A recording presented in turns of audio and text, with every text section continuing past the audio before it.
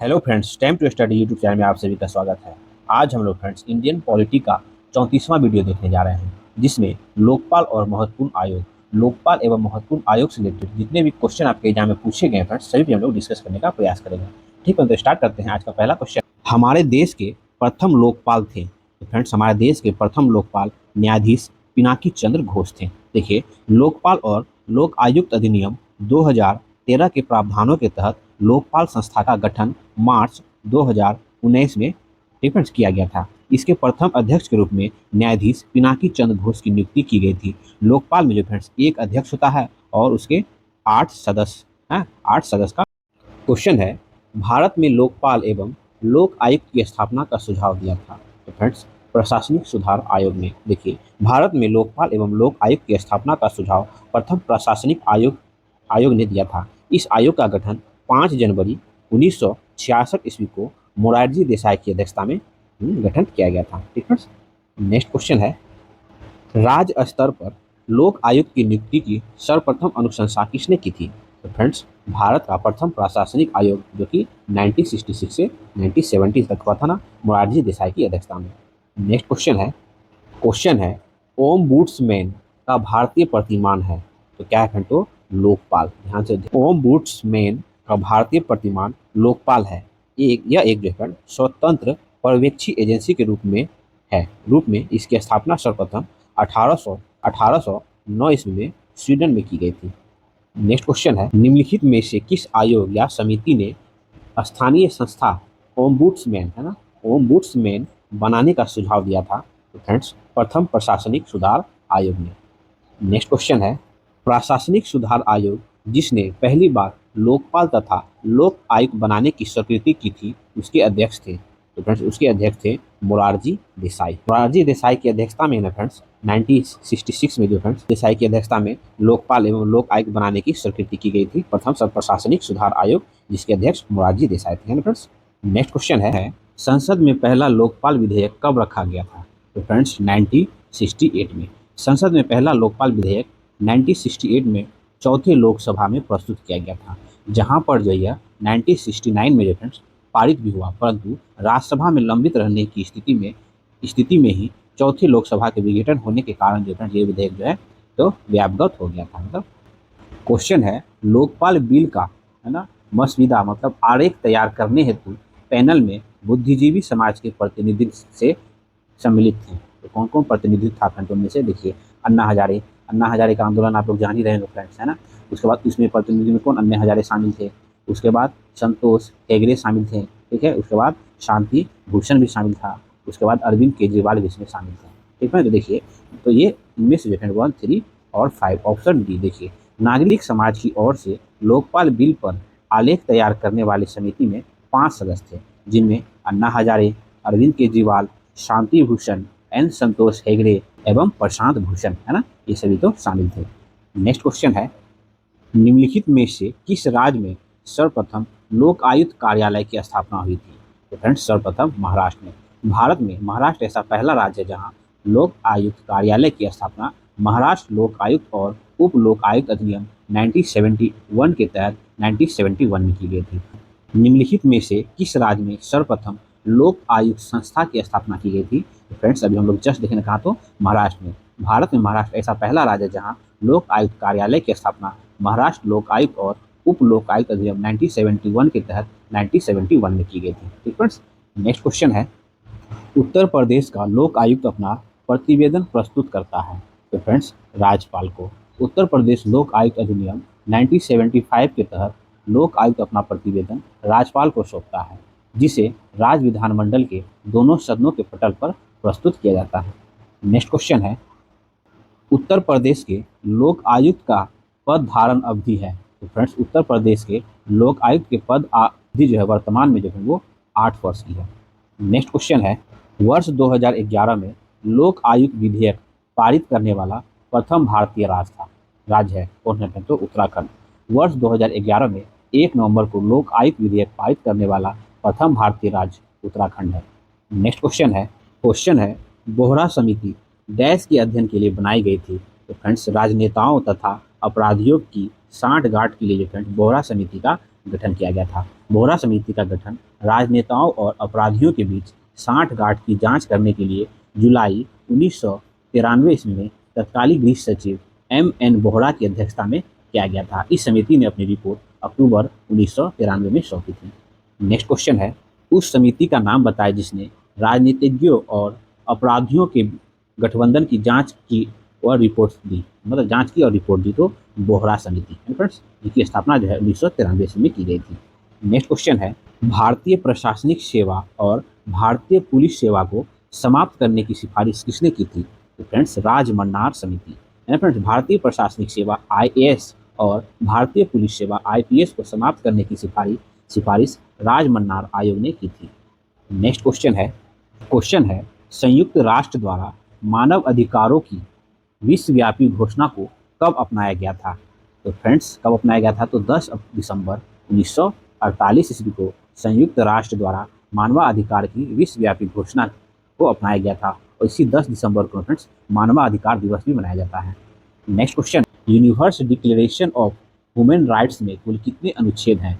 तो friends total जो है इसमें 30 अनुच्छेद हैं। Universal declaration of human rights अर्थात मानवाधिकार की सार्वभौम घोषणा में कुल 30 अनुच्छेद हैं। इसे संयुक्त राष्ट्र महासभा द्वारा 10 दिसंबर 1948 ईस्वी को अंगीकृत किया गया था।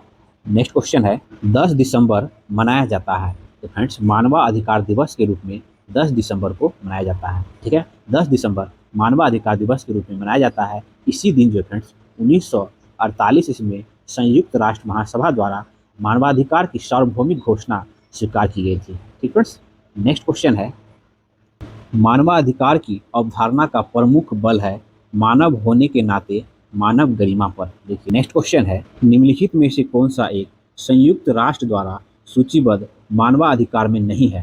तो फ्रेंड्स इसमें निजता का अधिकार जो वो संयुक्त राष्ट्र द्वारा सूचीबद्ध में मानवाधिकारों में नहीं है।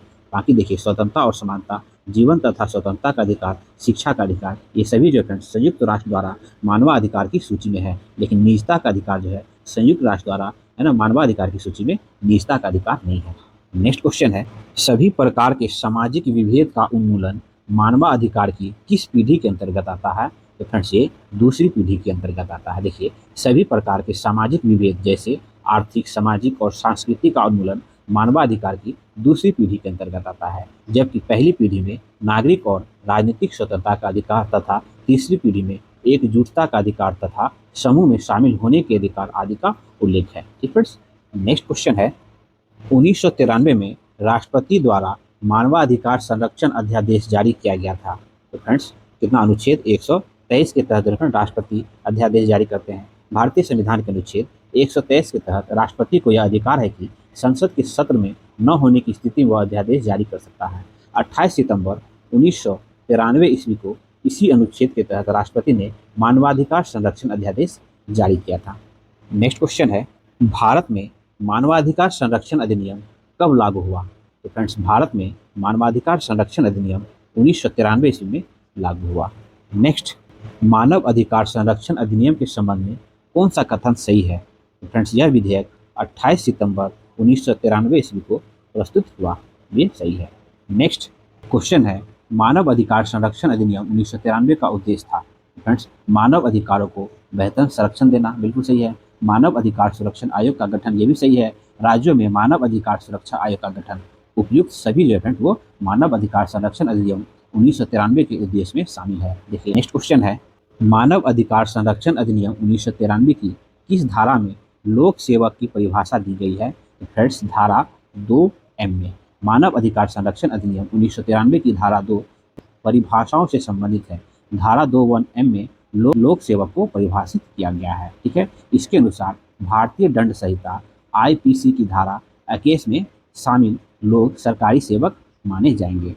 नेक्स्ट क्वेश्चन है, मानव अधिकार संरक्षण अधिनियम में सशक्त बल की परिभाषा में निम्नलिखित में से कौन सा शामिल नहीं है? तो राज्य के सशक्त बल। देखिए मानव अधिकार संरक्षण अधिनियम 1993 की धारा 2(1) के तहत सशक्त बल की परिभाषा के अंतर्गत नौसेना, थल सेना, वायुसेना और संघ का कोई अन्य सशक्त बल शामिल है। उल्लेखनीय है कि अधिनियम 28 सितंबर 1993 को प्रस्तुत हुआ था, जिसमें राज्य सशक्त बल का कोई परिभाषा नहीं है।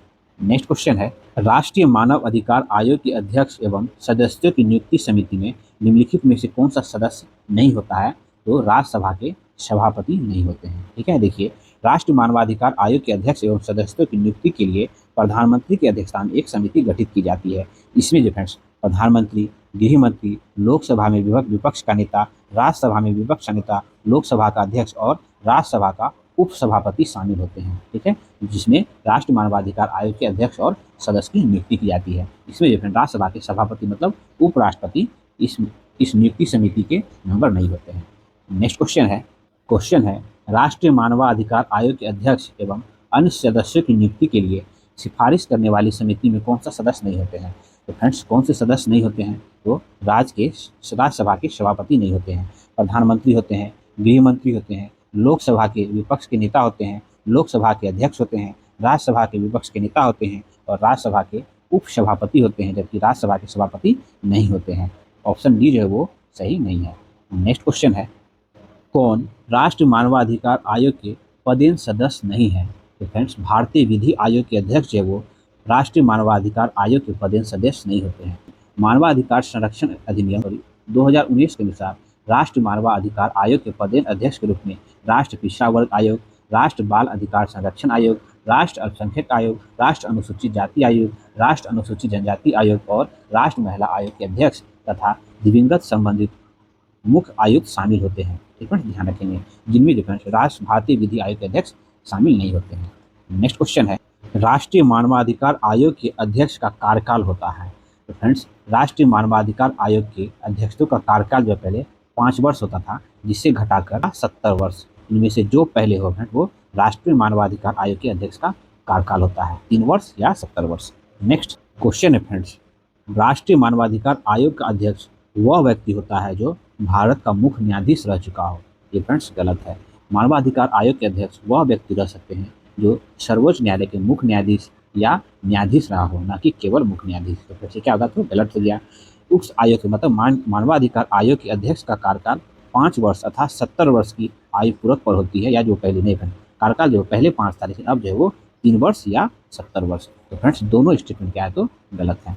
नेक्स्ट क्वेश्चन है, निम्नलिखित में से कौन राजस्थान राज्य मानवाधिकार आयोग के अध्यक्ष का पद नियुक्त हेतु अधिकृत है? तो उच्च न्यायालय के मुख्य न्यायाधीश। ठीक है फ्रेंड्स। नेक्स्ट क्वेश्चन है राज्य मानवाधिकार आयोग के अध्यक्ष और सदस्यों की नियुक्ति निम्नलिखित में से किसके द्वारा की जाती है? फ्रेंड्स राज्य मानवाधिकार आयोग पूछा है, तो इसके सदस्य और अध्यक्ष की नियुक्ति जो है वो राज्यपाल के द्वारा की जाती है। नेक्स्ट क्वेश्चन है राज्य मानव अधिकार आयोग के सदस्य के रूप में उच्च न्यायालय का कोई आसीन न्यायाधीश या कोई आसीन जिला न्यायाधीश किसके परामर्श के पश्चात नियुक्त किया जा सकता है? तो फ्रेंड्स संबंधित राज्य के उच्च न्यायालय के मुख्य न्यायाधीश। तो फ्रेंड्स ध्यान रखेंगे, है ना। नेक्स्ट क्वेश्चन है राज्य आयोग के अध्यक्ष के पद पर हुए रीति की दशा में किसी एक सदस्य को अध्यक्ष के रूप में कार्य करने के लिए प्राधिकृत करने की शक्ति किसके पास है? तो वो राज्यपाल के पास है। नेक्स्ट, निम्नलिखित में से कौन सा एक राज्य मानवाधिकार आयोग का कार्य नहीं है? तो फ्रेंड्स मानव अधिकारों का उल्लंघन करने वाले को सजा देना जो है वो राज्य मानवाधिकार आयोग का कार्य नहीं है। मानव अधिकार का उल्लंघन करने वाले को सजा देना राज्य मानवाधिकार आयोग का कार्य नहीं है। अन्य सभी विकल्प जो है राज्य मानवाधिकार आयोग के अंतर्गत आता है ना। मानव अधिकार के उल्लंघन की स्वेच्छा से जांच करे, है ना। किसी जेल को देखना, है ना, जहाँ पे मानव अधिकार का उल्लंघन तो नहीं हो रहा हो, है ना। मानव अधिकारों को सुरक्षा का पुनर्लोकन करना। ठीक है। नेक्स्ट क्वेश्चन है राज्य आयोग अपना वार्षिक प्रतिवेदन किसके समक्ष प्रस्तुत करता है? तो फ्रेंड्स वो राज्य सरकार के समक्ष। मानव अधिकार संरक्षण अधिनियम 1993 के अनुसार राज्य आयोग से तात्पर्य राज्य मानव अधिकार आयोग से है। यह आयोग राज्य सरकार को वार्षिक प्रतिवेदन प्रस्तुत करता है। राज्य सरकार इस प्रतिवेदन को विधानमंडल के समक्ष रखवाता है। नेक्स्ट क्वेश्चन है निम्नलिखित में से कौन सी एक संवैधानिक संस्था नहीं है? तो फ्रेंड्स संवैधानिक संस्था नहीं है, तो इसका मतलब संविधानेतर संस्था। तो फ्रेंड्स मानवाधिकार आयोग। देखिए संवैधानिक नेतर संस्था वो संस्था होती है जिसमें भारतीय संविधान के अनुच्छेद में जिसका वर्णन नहीं हो, जिसे संसद विधि द्वारा बनाया गया उसे संविधानेतर निकाय कहते हैं, जो कि मानवाधिकार आयोग जो है वो संविधानेतर निकाय है। बाकी ये सब जो है वो संवैधानिक निकाय हो गया। ठीक है। नेक्स्ट क्वेश्चन है, निम्नलिखित में से किस एक की परिस्थितियां अन्य तीनों से भिन्न है? तो फ्रेंड्स मानवाधिकार आयोग। देखिए, मानवाधिकार आयोग एक संविधानेतर निकाय है, जबकि बाकी ये तीनों जो पिछड़ा वर्ग आयोग, ये जो है फ्रेंड ये संवैधानिक निकाय है, जो संविधान के अनुच्छेद 338 में है, पिछड़ा वर्ग की दशाओं का उन्वेषण के लिए है ना नियुक्ति है। ठीक है, वित्त आयोग जो है 280 में अनुच्छेद में वर्णन है, जबकि निर्वाचन आयोग 324 में वर्णन है। तो जिसका भारतीय संविधान के अनुच्छेद में वर्णित हो जाएगा वो संवैधानिक निकाय हो जाएगा, जिसका अनुच्छेद में वर्णन नहीं हो, जिसे संसद विधि द्वारा बनाया गया हो, उसे संविधानेतर निकाय कहते हैं। जैसे कि राष्ट्रीय मानवाधिकार आयोग जो एक संविधानेतर निकाय है। नेक्स्ट क्वेश्चन है, निम्नलिखित में से कौन सही सुमेलित नहीं है? अंतर्राज्यीय परिषद। अंतर्राज्यीय परिषद की स्थापना 1990 ईस्वी में हुई थी। राष्ट्र विकास परिषद, राष्ट्र विकास परिषद की स्थापना फ्रेंड्स 1952 ईस्वी में हुई थी। केंद्रीय सत्कर्ता आयोग की स्थापना 1964 ईस्वी में हुई थी। राष्ट्रीय मानवाधिकार आयोग की स्थापना 1993 ईस्वी में हुई। ठीक फ्रेंड्स, नेक्स्ट क्वेश्चन है संविधान समीक्षा आयोग जिसे फरवरी 2000 ईस्वी में गठित किया गया था, उसके अध्यक्ष हैं। फ्रेंड्स उसके अध्यक्ष कौन थे? तो फ्रेंड्स उसके अध्यक्ष थे MN वेंकट चलैया। देखिए, संविधान के पुनः परीक्षण के लिए आयोग की नियुक्ति 22 फरवरी 2000 ईस्वी को जस्टिस MN वेंकट चलैया की अध्यक्षता में केंद्र सरकार द्वारा की गई थी। नेक्स्ट, स्वर्ण सिंह समिति जिस प्रश्न पर विचार किया वह था, तो मूल अधिकारों की तुलना में है ना नीति निर्देशक तत्व का अग्रहता।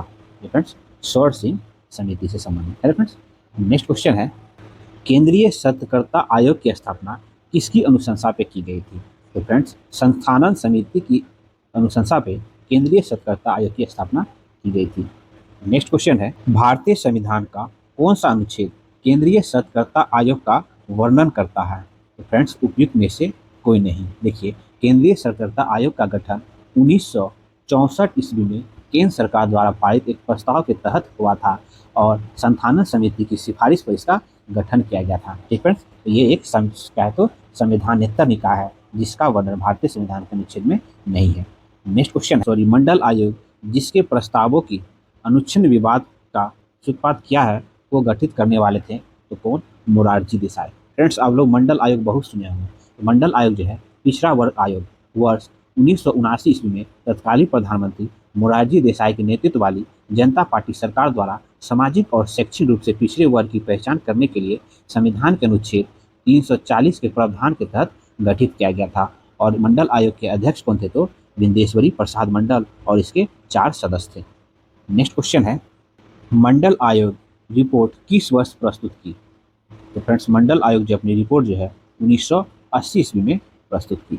नेक्स्ट, भारत के संविधान के निम्नांकित में से किस अनुच्छेद के अंतर्गत संघ लोक सेवा आयोग और राज्य लोक सेवा आयोग का प्रावधान किया गया है? तो फ्रेंड्स अनुच्छेद 315। भारतीय संविधान के अनुच्छेद 315 के अनुसार संघ के लिए एक संघ लोक सेवा आयोग और प्रत्येक राज्य के लिए एक राज्य लोक सेवा आयोग होगा। ठीक है, ध्यान रखेंगे। नेक्स्ट क्वेश्चन है, भारत के संघ लोक सेवा आयोग के लिए निम्नलिखित में से कौन सही है? तो फ्रेंड्स इनमें से जो है इसका राज्य लोक सेवा आयोग से कोई लेना देना नहीं है, ये सही है फ्रेंड्स, है ना। निम्नलिखित में से कौन सही है? संघ लोक सेवा आयोग है एक। तो फ्रेंड्स संघ लोक सेवा आयोग एक क्या है? तो एक संवैधानिक संगठन है। संघ लोक सेवा आयोग एक संवैधानिक संगठन है क्योंकि इसका गठन संविधान के उपबंधों के तहत किया गया है जो कि अनुच्छेद 315 में है फ्रेंड्स। नेक्स्ट क्वेश्चन है, संघ लोक सेवा आयोग अपना वार्षिक प्रतिवेदन सौंपता है। तो फ्रेंड्स राष्ट्रपति को जो फ्रेंड्स संघ लोक सेवा आयोग अपना वार्षिक प्रतिवेदन सौंपता है। 2 या 2 से अधिक राज्यों के लिए एक संयुक्त राज्य लोक सेवा आयोग की स्थापना की जा सकती है यदि संबंधित राज्य उस संबंध में करार करते हैं। ठीक है, संसद विधि द्वारा संयुक्त राज्य लोक सेवा आयोग नियुक्त करता है। ये दोनों सही है फ्रेंड्स। ठीक है, नेक्स्ट क्वेश्चन है 2 अथवा 2 से अधिक राज्यों के लिए संयुक्त लोक सेवा आयोग के अध्यक्ष की नियुक्ति कौन करता है? तो फ्रेंड्स भारत के राष्ट्रपति के द्वारा। नेक्स्ट क्वेश्चन है, राज्य लोक सेवा आयोग के अध्यक्ष किसके द्वारा नियुक्त किया जाता है? तो फ्रेंड्स राज्य लोक सेवा आयोग के अध्यक्ष को जो वो राज्य के राज्यपाल के द्वारा नियुक्त किया जाता है, और लेकिन हटाना जो है हटाएगा जब इसे तो राष्ट्रपति इसे हटाएंगे। नियुक्त तो राज्यपाल करते हैं राज्य लोक सेवा आयोग के अध्यक्ष को, लेकिन हटाने की शक्ति राज्यपाल के पास नहीं है, वो राष्ट्रपति के द्वारा हटाया जा सकता है। नेक्स्ट क्वेश्चन है, संविधान के किस अनुच्छेद के अंतर्गत लोक सेवा आयोग के सदस्य को हटाया जा सकता है? फ्रेंड्स, अनुच्छेद 3 के अनुसार लोक सेवा आयोग के अध्यक्ष या किसी अन्य सदस्य को केवल कदाचार के आधार पर राष्ट्रपति के ऐसे आदेश के उसके पद से हटाया जा सकता है। नेक्स्ट क्वेश्चन है, राज्य लोक सेवा आयोग के सदस्य को हटाया जा सकता है? तो फ्रेंड्स, उच्चतम न्यायालय की जांच के पश्चात राष्ट्रपति के द्वारा राज्य लोक सेवा आयोग के सदस्य को हटाया जा सकता है। नेक्स्ट, निम्नलिखित में से कौन से पदाधिकारियों को हटाने में संसद की कोई भूमिका नहीं होती है? तो फ्रेंड्स, इनमें से केवल ये 3 है ना, अध्यक्ष, संघ लोक सेवा आयोग अध्यक्ष को हटाने की सिर्फ संसद की कोई भूमिका नहीं होती है, क्योंकि उच्चतम न्यायालय के जांच के पश्चात राष्ट्रपति जो फ्रेंड से हटाते हैं। नेक्स्ट क्वेश्चन है, निम्नलिखित में से किस मामले में राज्य लोक सेवा आयोग से परामर्श नहीं लिया जाता है? तो सिविल सेवाओं का हस्तांतरण पर जो है वो राज्य लोक सेवा आयोग से परामर्श नहीं लिया जाता है। नेक्स्ट, किसी राज्य लोक सेवा आयोग के कार्यों को निम्नलिखित में से किस एक के अनुमोदन से संघ लोक सेवा आयोग को सौंपी जा सकती है? तो भारत के राष्ट्रपति के द्वारा। नेक्स्ट, संघ लोक सेवा आयोग राज्य की आवश्यकताओं की पूर्ति के लिए सहमत हो सकता है तो राज्यपाल की मांग और राष्ट्रपति के संस्तुति पर। नेक्स्ट, उत्तर प्रदेश के राज्य लोक सेवा आयोग के कार्यों का विस्तार किया जा सकता है तो उत्तर प्रदेश के विधानमंडल के द्वारा। नेक्स्ट, उत्तर प्रदेश लोक सेवा आयोग के व्यय किस निधि पर भारित होते हैं? तो फ्रेंड्स, राज्य की संचित निधि पर। फ्रेंड्स, नेक्स्ट क्वेश्चन है, भारत में पहली बार लोक सेवा आयोग की स्थापना जिस अधिनियम से हुई वह अधिनियम कौन था? तो friends, government of India act 1990, ठीक है, 1919। Next, union public service commission मतलब संघ लोक सेवा आयोग के प्रथम महिला अध्यक्ष का नाम बताएं? तो फ्रेंड्स, श्रीमती रोज एम बैथ्यू जो है वो संघ लोक सेवा आयोग के प्रथम महिला अध्यक्ष थी, जो वर्ष 1992 ईस्वी में 1992 से 1996 ईस्वी तक पद पे बनी रही। फ्रेंड्स, प्रेजेंट में आप लोग बताएंगे संघ लोक सेवा आयोग के अध्यक्ष कौन है? फ्रेंड्स, मनोज सैनी जो है फ्रेंड्स अभी संघ लोक सेवा आयोग के अध्यक्ष हैं, ठीक है। नेक्स्ट क्वेश्चन है, निम्नलिखित में से भारतीय संविधान का कौन सा अनुच्छेद प्रसाद का सिद्धांत उल्लेखित करता है? तो फ्रेंड्स, अनुच्छेद 310। भारतीय संविधान के अनुच्छेद 310 प्रसाद का सिद्धांत उल्लेखित करता है। जैसे फ्रेंड्स, कोई भी अगर राष्ट्रपति के प्रसाद पर पद धारण करता है, कोई राज्यपाल के प्रसाद पर पद धारण करता है, तो उसी के बारे में कह रहा है, ठीक है। नेक्स्ट क्वेश्चन है, सिविल सेवाओं में सुधार हेतु पीसी होता समिति का गठन किस वर्ष किया गया था? फ्रेंड्स, वर्ष 2004 में। लोक सेवा संबंधी सुधारों के सभी पहलुओं का समीक्षा करने के उद्देश्य से भारत सरकार द्वारा 3 फरवरी 1904 को संघ लोक सेवा आयोग के पूर्व चेयरमैन पीसी होता की अध्यक्षता में एक समिति का गठन किया गया। इस समिति ने अपनी रिपोर्ट 30 जुलाई 2004 ईस्वी को सौंपी थी, ठीक है फ्रेंड्स। तो आज हम लोग का फ्रेंड्स इंडियन पॉलिटी का 34वां वीडियो यहाँ पे कंप्लीट हुआ, जिसमें हम लोग लोकपाल और महत्वपूर्ण आयोग से रिलेटेड आपकी घटना चक्र पुस्तक में जितने भी एमसीक्यू क्वेश्चन थे फ्रेंड जो आपके एग्जाम में पूछे गए हैं, सही पे डिस्कस करने का प्रयास किया। अगर मेरा प्रयास आपको अच्छा लगा फ्रेंड तो प्लीज चैनल को लाइक करें, सब्सक्राइब करें, फ्रेंड्स के साथ शेयर जरूर करें। मिलते हैं फिर नेक्स्ट वीडियो।